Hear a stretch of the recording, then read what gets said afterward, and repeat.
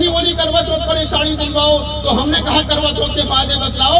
तो पत्नी बोली उमर पिया एक व्रत में एक बरस बढ़ जाएगी, मौत तुम्हारे कभी नहीं नजदीक आएगी। तो मैंने कहा प्राण प्रिय ऐसा अनर्थ मत कीजिए, ये करवा चौथ का व्रत अभी तोड़ दीजिए। निक्कर वाले हैं, वो खाकी निक्कर वाले हैं, हम बाबा साहब के बेटे हैं, वो बाबा साहब के साले हैं।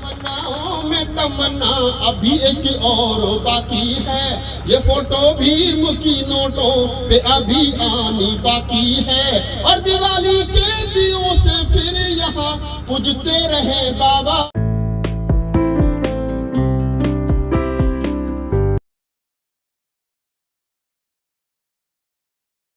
पत्नी बोली करवा चौथ पर एक साड़ी दिलवाओ, पत्नी बोली करवा चौथ पर एक साड़ी दिलवाओ, तो हमने कहा करवा चौथ के फायदे बतलाओ।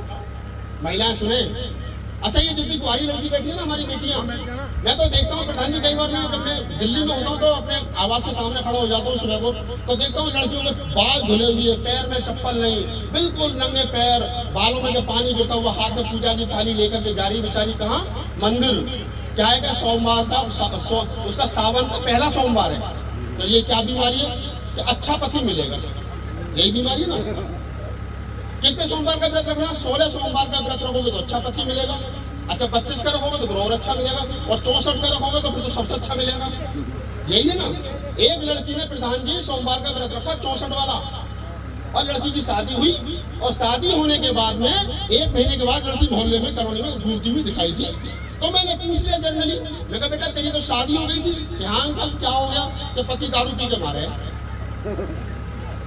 पति दारू पी के मारे। मैंने व्रत कितने रखे थे, तो 32। तो मैं कहीं 10 सुन के, हाँ पंचायत हुई, 10 लोग इकट्ठा हुए।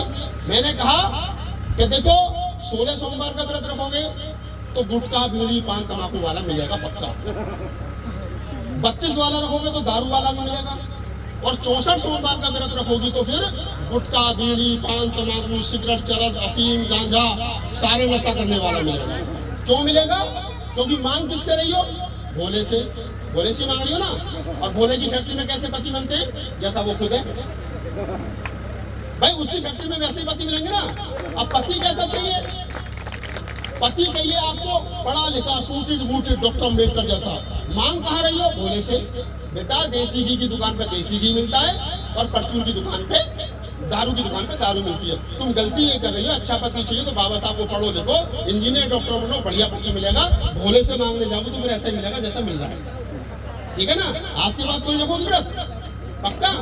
और अगर तुम्हें कोई दिक्कत हो तो मेरा कान पकड़ लेना, 33 करोड़ देवता मेरा कुछ नहीं बिगाड़ पाई आज तक। मेरा खुला चैलेंज है, मैं नेताओं को भी चैलेंज करता हूँ, तुम्हारे पास में सरकार है, मेरा कुछ बिगाड़ लो। और भाई सरकार से काम नहीं चलता हो तो नेताओं तुम्हारे पास में देवता 33 करोड़, इन्हें मेरे ऊपर छोड़ दो, यही मेरा कुछ बिगाड़ ले, ये भी मेरा कुछ नहीं बिगाड़ पाते। मेरे हाथ में अंगूठी नहीं, मेरे हाथ में धागा नहीं, पैर में धागा नहीं, मेरे घर में मंदिर नहीं, कुछ भी तो नहीं है भैया। लोगों को अंगूठी पे विश्वास, धागे पर विश्वास, पाजे पर विश्वास, पत्थर पर विश्वास, भगवान पर विश्वास, मंदिर पर विश्वास, खुद पर विश्वास नहीं है। जिस दिन तुम्हें खुद पर विश्वास हो जाएगा उस दिन किसी पर विश्वास करने की जरूरत है, मेरी गारंटी है। और यही अम्बेडकरवाद है। 1-2.5 मिनट की कविता सुन लीजिए, शादीशुदा औरतें सुने जो करवा चौथ का व्रत रखती हैं। कि पत्नी बोली करवा चौथ पर एक साड़ी दिलवाओ, तो हमने कहा करवा चौथ के फायदे बतलाओ। तो पत्नी बोली उमर पिया एक व्रत में एक बरस बढ़ जाएगी, और मौत तुम्हारे कभी नहीं नजदीक आएगी। तो हम तो पढ़े लिखे थे, हमने कहा अगर पति पत्नी का जो जीवन है वो 40 साल का है भारत में, अगर पत्नी लगातार 40 साल तक व्रत रही तो मेरी तो पक्का 40 साल बढ़ गई ना, और पत्नी की 40 साल घट गई। अब कविता का मजा लो यहाँ से। कि पत्नी बोली करवा चौथ पर एक साड़ी दिलवाओ, तो हमने कहा करवा चौथ के फायदे बतलाओ। तो पत्नी बोली उमर पिया एक व्रत में एक बरस बढ़ जाएगी, मौत तुम्हारे कभी नहीं नजदीक आएगी। तो मैंने कहा प्राण प्रिय ऐसा अनर्थ मत कीजिए, ये करवा चौथ का व्रत अभी तोड़ दीजिए। मैंने कहा प्राण प्रिय ऐसा अनर्थ मत कीजिए, ये करवा चौथ का व्रत अभी तोड़ दीजिए, क्योंकि तुम्हारे व्रत रहने से मेरी उम्र 40 वर्ष बढ़ जाएगी, पगली में तो 100 वर्ष तक जीऊंगा तो 60 महीने बढ़ जाएगी। बजाओ ताली जहाँ। पगली मैं तो 100 वर्ष तक जीऊंगा तू 60 महीने बढ़ जाएगी। वो 40 वर्ष मैं किसके सहारे जीऊंगा, किसके हाथ की चाय और कॉफी पीऊंगा। चाय की चाहत जब मुझे भाभी के घर तक ले जाएगी तो भाभी फिर मुझे रड़वा कह करके चिढ़ाएगी, भाभी फिर मुझे रड़वा कह करके चिढ़ाएगी। ऐसे तानों को मैं कैसे सह पाऊंगा, और ज्यादा कुछ कहूंगा तो भतीजों से पिट जाऊंगा। मेरा एक काम कीजिए, पहले मेरे 40 वर्षों का इंतजाम कीजिए, और ऐसा नहीं कर सकती हो तो छोड़ दीजिए, और ये करवा चौथ का व्रत अभी तोड़ दीजिए, अभी तोड़ दीजिए, अभी तोड़ दीजिए। बहुत बहुत धन्यवाद।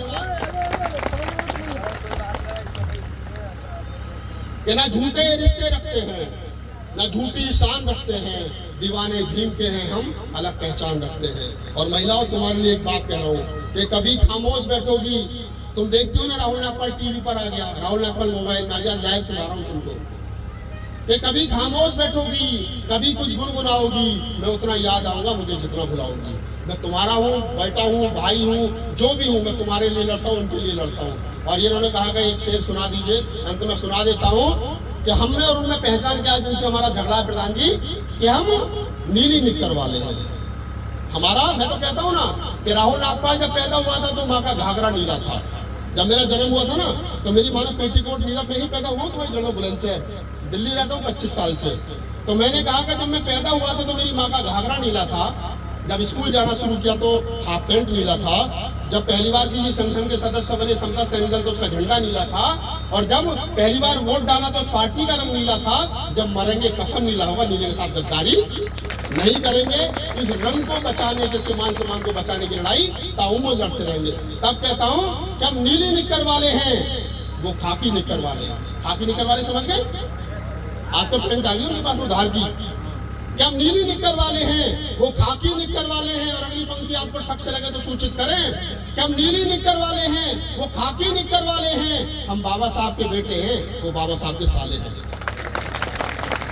ये रिश्ता है। बाबा साहब की पत्नी ब्राह्मण थी तो हम लड़के वाले, वो लड़की वाले हैं। आपने मुझे सुना, इसके लिए बहुत बहुत आभार, धन्यवाद। लंबा समय होता तो मैं और बहुत सारी बातचीत करता, लेकिन फिर भी मैं तमन्ना में तमन्ना कौन सुनना चाह रहा? कोई नहीं सुनना चाह रहा। अच्छा चलिए एक ही पुस्तक सुनाता हूँ तमन्ना में तमन्ना का। ये मेरे जीवन की ऐसी कविता है जो मेरा पीछा नहीं छोड़ती, मैं चाह करके भी। बाबा साहब डॉक्टर अम्बेडकर, मैं एक बार एक कवि सम्मेलन से गुजर रहा था तो हमारे साथी कुमार भाई ने मुझसे कहा कि राहुल नागपाल, इस देश के अंदर सबसे ज्यादा रोड है, कॉलेज है, यूनिवर्सिटी बाबा साहब के नाम पर, और क्या तमन्ना है तुम लोगों की? तो बस मैंने मस्ती में यूं ही कहा कि क्या तमन्ना है। मैंने कहा कि बाबा साहब के बेटे बेटियों की क्या तमन्ना? वो 4 पंक्ति 4 मिशन कि तमन्नाओं में तमन्ना अभी एक और बाकी है। मैंने देश के 22 राज्यों में 1000 से ज्यादा बाबा साहब पर शो किए। संसद भवन में खड़े होकर के सरकार की आंख में आंख डाल करके 10 बार से ज्यादा बाबा साहब की ग्रंथों पर कविताएं पढ़ी। मुझे हल्के में मत लेना, मैं बहुत VIP आदमी। तो प्रधान जी ने कहा कि भाई साहब 1 घंटे के लिए आ जाओ, तो मैं आ गया। लेकिन मेरा समाज है, यहाँ ना कोई बड़ा ना कोई छोटा, मैं आपका बेटा हूँ, आप मेरे परिवार है। ये सुनिए कि तमन्नाओं में तमन्ना अभी एक और बाकी है, ये फोटो भीम की नोटों पे अभी आनी बाकी है। ताली बजाओ यहाँ।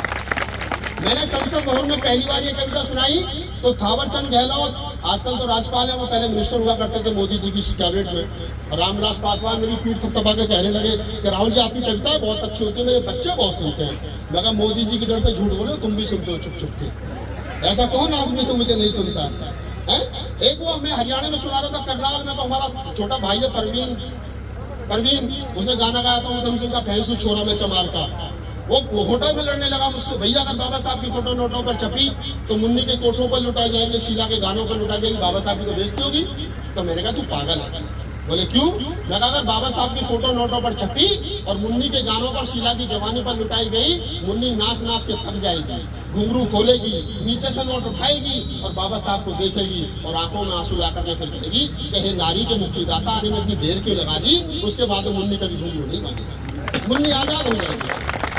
तब पढ़ता हूँ ये तमन्नाओं में तमन्ना अभी एक और बाकी है, ये फोटो भीम की नोटों पे अभी आनी बाकी है। और दिवाली के दियों से फिर यहाँ पूजते रहे बाबा, दीवानों भीम को देनी यही सौगात बाकी है।